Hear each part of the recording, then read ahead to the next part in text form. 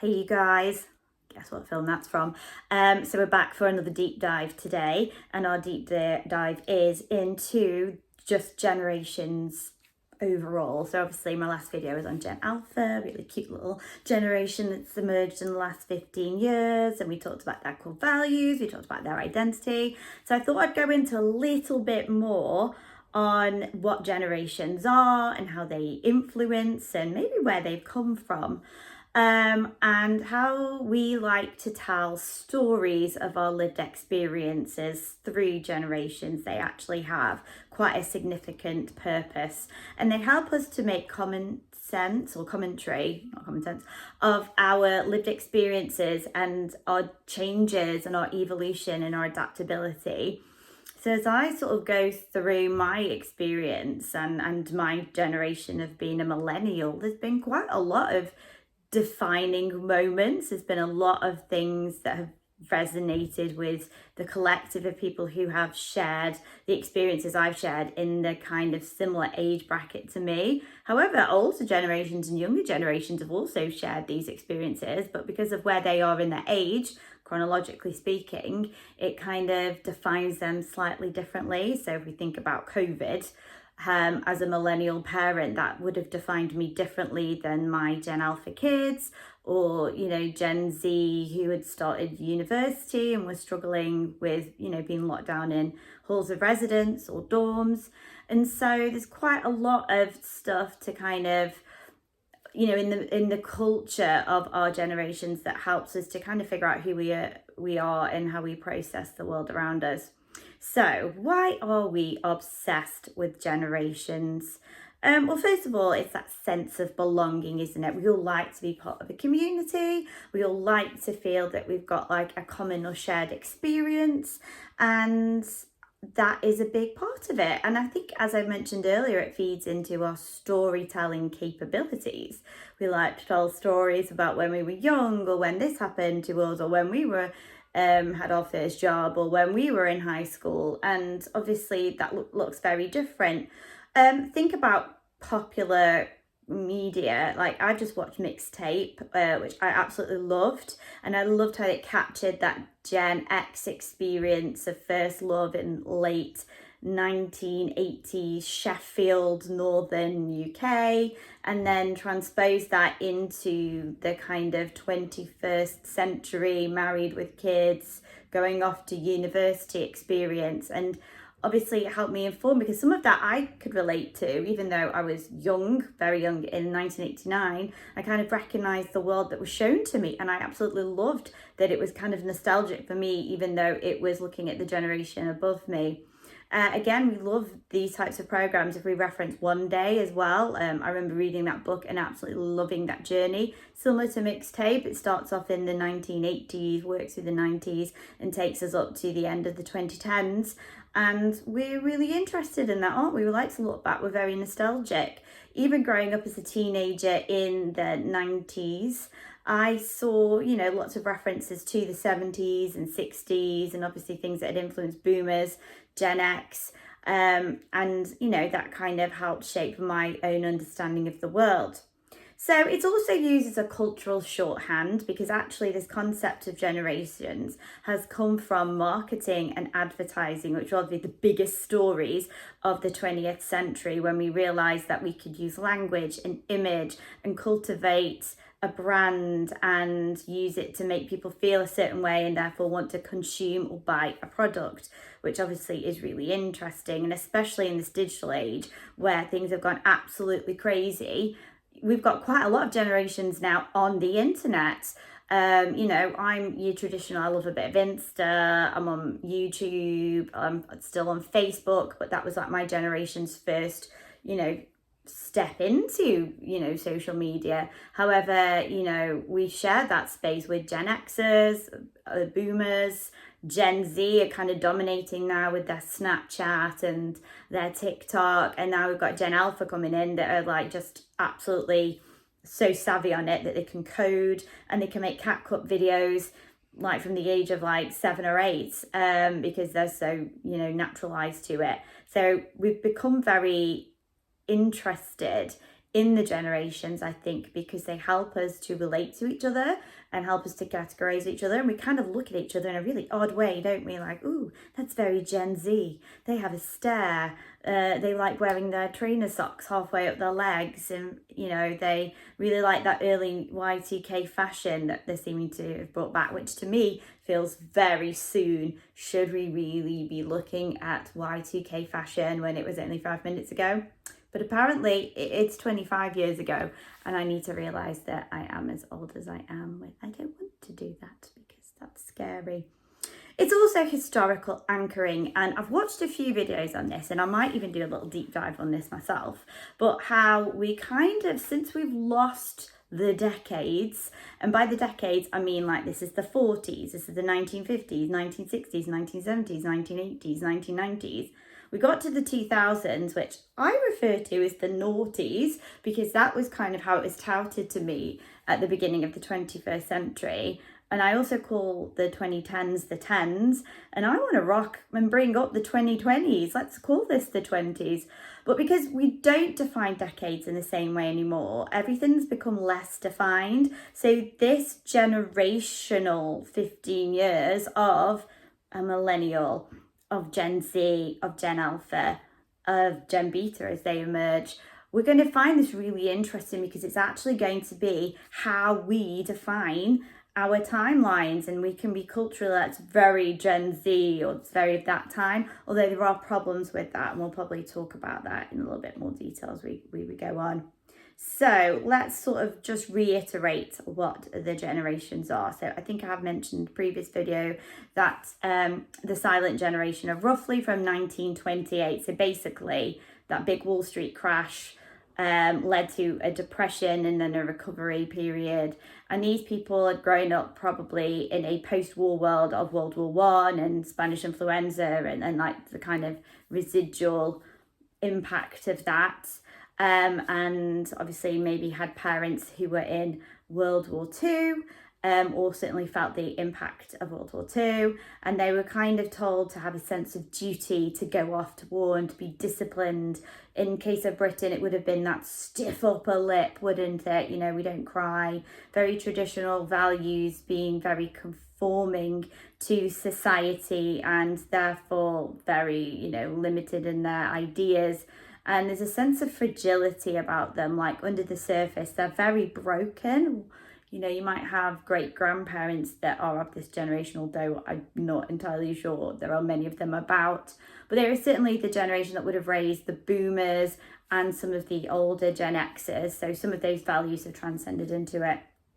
We then get baby boomers who in the UK had the best of everything, didn't they? They got the National Health Service, they got the welfare state, they got council housing, they got free university education, they got good quality education. There was a lot of reform. We'd been through the wars, we'd seen how difficult the first part of the 20th century was, and we were really going to, you know, embrace that. They were part of the space age. They saw man land on the moon. And they obviously were aware of that communist ideology and that Western ideology and this kind of Cold War, which obviously hung around to maybe even early millennials sort of being on the tail end of that. So they were more optimistic, and I think they've retained a lot of that optimism because they really did get the best of everything. They hold quite a lot of wealth still, and they're the people responsible for bringing that generational wealth down. They're starting to be into consumerism. It was, this is what my house is like. This is what my new job provides for me. This is my new car that I can drive around. And the package family holiday emerged in the 1970s. And by the 1980s, people were whacking away on these holidays because we realized that we had that freedom and that leisure. Again, there was a degree of conservatism with this generation. They weren't going to flip the mold. They were maybe, you know, through the 1960s, free love and liberation and hippie movements, the mini skirts arrived and they got a lot shorter and they took a lot of drugs. But as they became parents and they became more serious, that kind of came a lot more closed up. Then we get Gen X. Gen X are pretty cool, aren't they? They are the badass generation. We should be wary of Gen X. They literally are kids that were raised as two parents maybe started to enter the workforce. So those younger boomers wanted all those wonderful things that consumerism could buy for them. But they obviously might have needed a dual income to do it, and obviously would have seen that at the start of the 1980s in particular. They would have been latchkey kids, so they would have come home from school, maybe no one was in the home, they might have cooked their own dinner or tea. They would have watched television, they would have had particular music and fashion. In America, they had MTV. Obviously, that came over here to the UK a little bit later, but certainly was part of that experience. Music, I feel, is very important to this generation. If you've watched the film Reality Bites, it's a really classic Gen X kind of film, and really speaks about the challenges of that generation. They probably grew up in broken homes because the rise of divorce, more parents, especially with the second wave of women's liberation that came in the 70s, things were starting to change and shift, and their childhood would have been analog. There wouldn't have been any digitization in their childhood. They would have been playing outside, they would have been roaming, they would have been going to those adventure playgrounds. If you Google those from the 1970s, they look scary. They would have been out all day, riding around on their bikes, living their best life. And then we come to millennials, so Gen Y, as they are sometimes known. So this is a generation that I feel I belong to, although I do have attributes of Gen X myself. So we were a generation that was tech native, and we made the tech, didn't we? Mark Zuckerberg, Facebook founder, is a millennial. The guys who came up with Instagram are millennials. A lot of this software and social media that we use is from the brains and the visions of millennials. So we obviously had a lot to do with that. There's this idea of a precocious childhood or a delayed childhood. Like we kind of, and I agree with this, I think this defined me. I certainly didn't feel like a grown-up. In fact, I still don't feel like a grown-up. And I'm a mother to two kids, and I still feel like quite youthful on the inside. So, maybe this idea, the reluctance to grow up, a bit of a Peter Pan generation, maybe. Are you a Peter Pan? Maybe.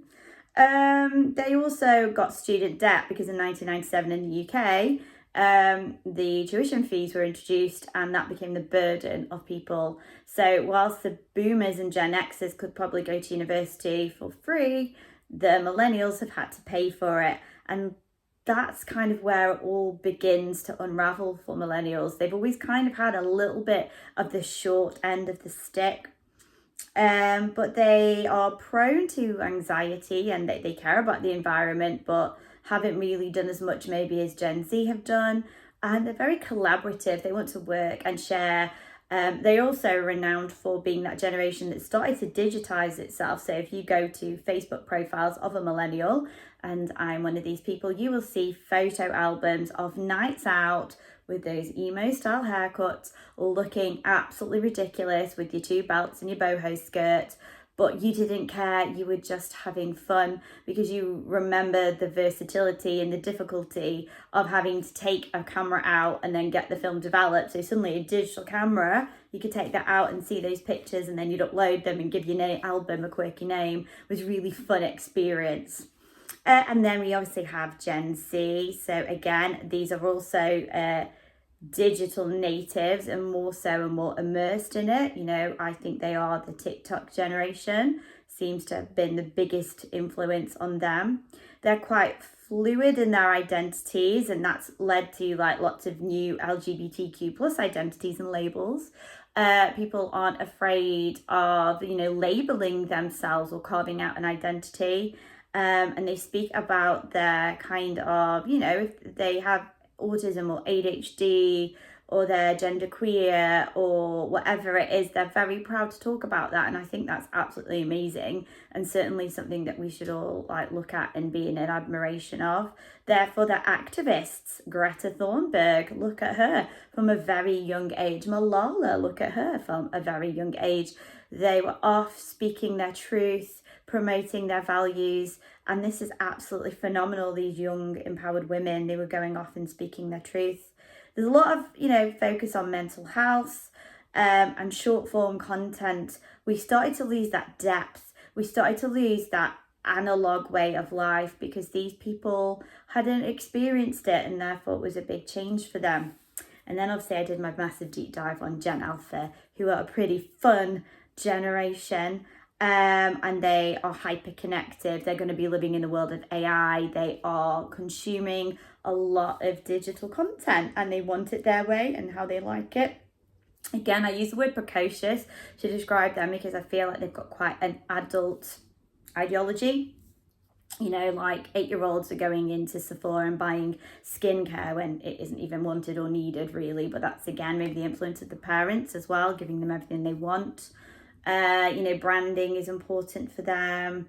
The pandemic shaped their earlier, so we're seeing like maybe that communication and expression is different than maybe it was pre-pandemic because they lost some of those social cues in formative years. I mean, they would have been, you know, either born in the pandemic or, you know, as old as sort of year 6, year 5 in primary school.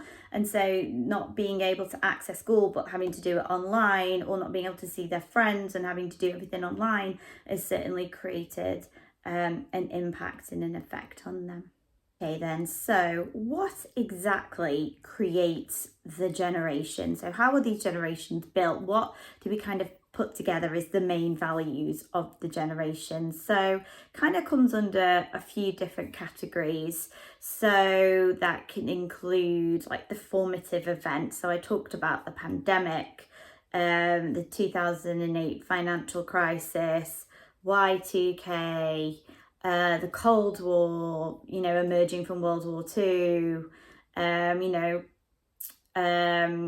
feminism, the creation of the birth control, AIDS, all of these things would have had a particular impact on the generation and therefore been a big marker of how they responded to that kind of event. So, you know, Gen X grew up without the internet, whereas Gen Z had access to it completely, and Gen Alpha have had screens from birth.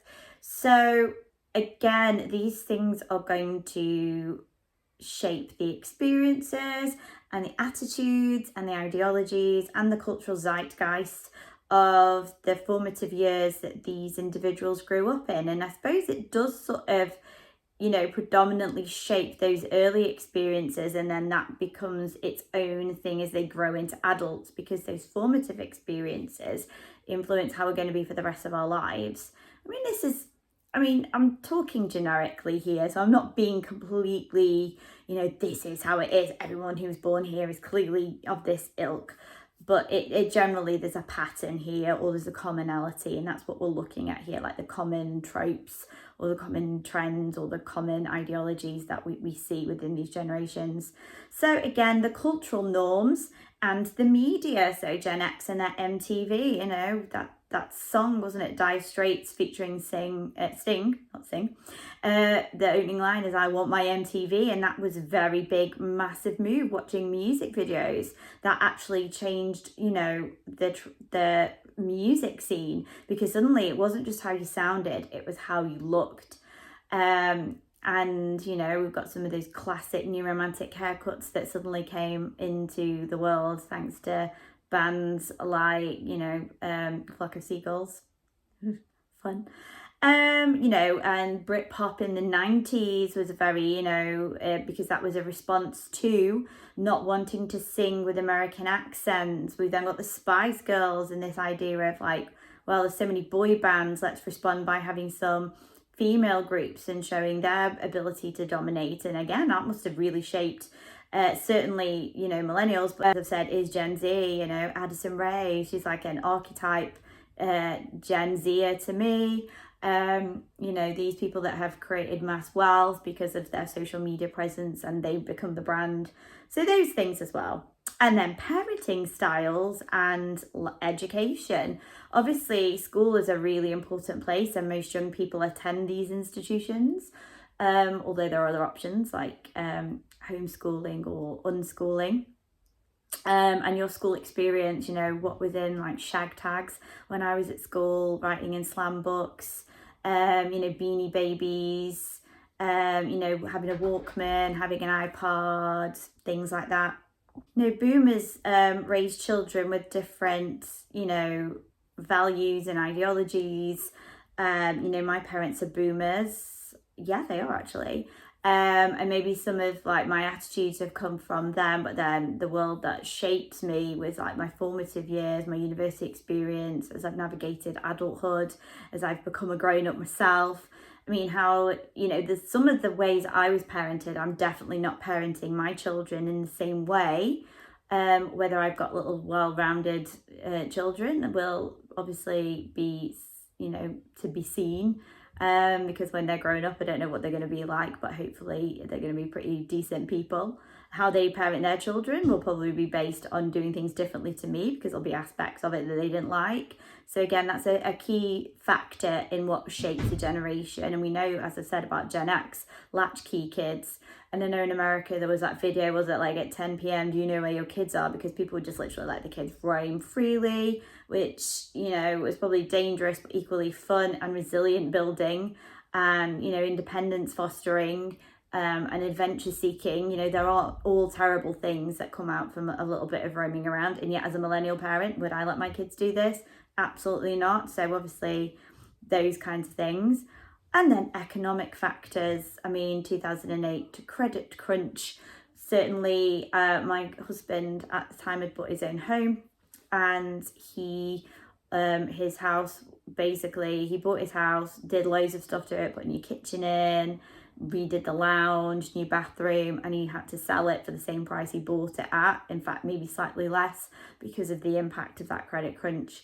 You know, understanding that we're living in another cost of living crisis, and that Brexit has had a negative impact. You know, we've gone from being like the 27th wealthiest country to the 47th. That's a scary statistic, people. And people are there going, oh, it's great, Brexit. I'm like, is it? It isn't very great. And I don't think anybody who is actually Gen X or Millennial or Gen Z voted for it. But those boomers, they obviously remembered a time period that we don't, where things were better. Anyway, I don't want to be disparaging to boomers. They obviously do a lot of good things, and they've had their own problems as well. You know, an influence of values and choices, what brands we buy, you know, what shops we shop in, you know, where do we put our trust, where do we put our money, whereas, you know, younger people are probably, you know, starting up their own companies and have got sort of different kind of values to this.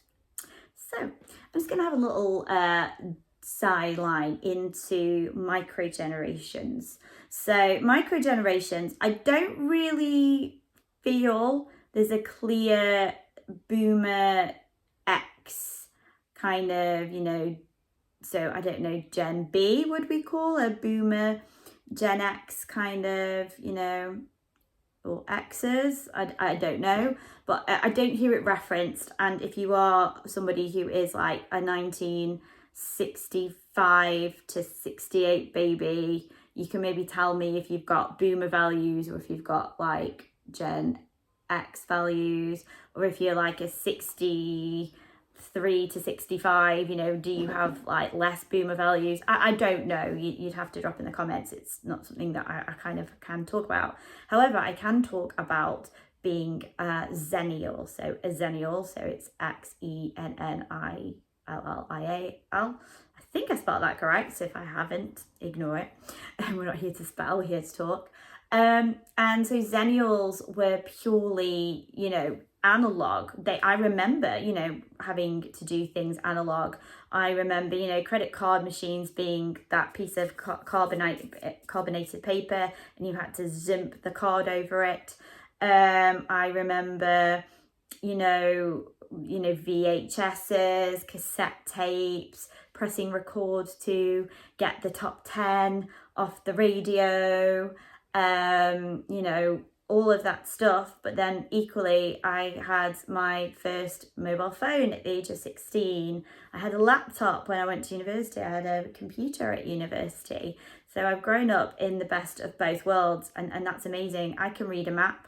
I can navigate without a sat nav, which again, I think is a key skill. I am able to, you know, program a VCR, or I could have programmed a VCR. Equally, I'm often doing the forms and the digital things that my family or elder relatives need.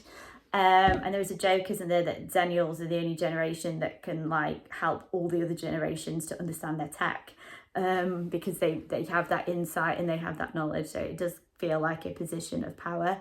I did play outside. Don't get me wrong, there was a Sega Mega Drive at home, there was a PC at home, but I did go outside. I played on the park, I played on my bike, I was allowed to roam a little bit, not excessively, but I certainly got walked halfway to school and then walked the rest of the way myself in year 5 and 6, and took a younger sibling with me, which I don't think would happen now. I, you know, was left to my own devices a lot more. So yeah, that was definitely something that we you know, were able to do. And then I got Facebook when I just left university, actually. Facebook obviously started in 2004. I left university in 2004 and I got it in 2006 by the time it had sort of filtered over here to the UK, and you had to have a university address to log into it. And then I got on it because I obviously didn't have a university address anymore, even though I had been a student.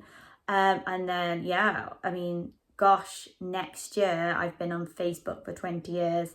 I've been on YouTube. I know this channel is very new, but I've been watching YouTube videos.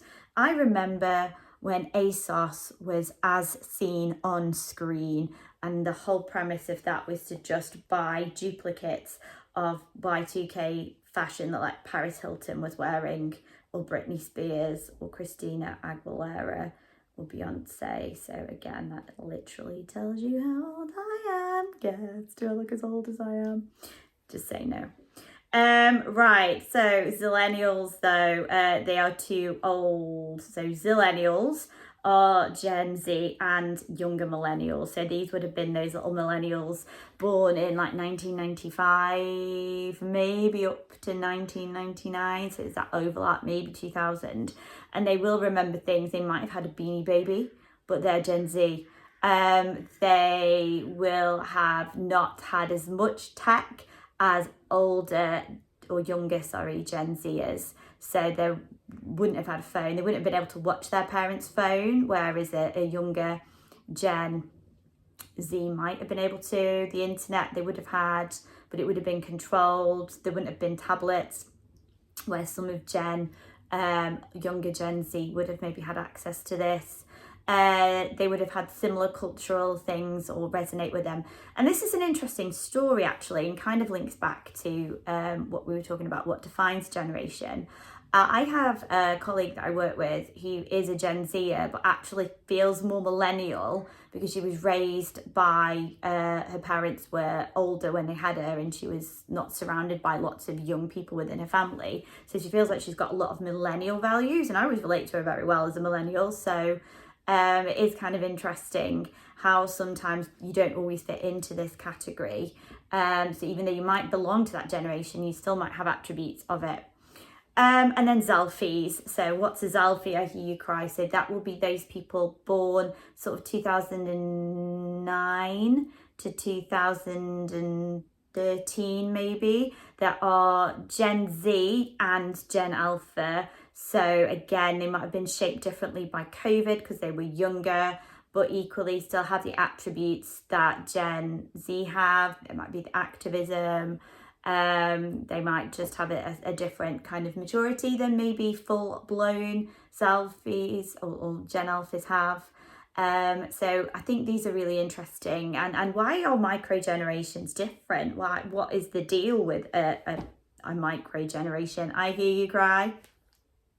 Well, it's that kind of acknowledged fuzziness between, it's not a clear boundary. It isn't like, I was born here, this defines me. It's that kind of blurring, and those kind of, as things drip into fashion and drip out of fashion, and things that take, or things that, you know, what if you're a Gen Z that actually has a millennial parent? Would that be different to a Gen Z that has a Gen X parent?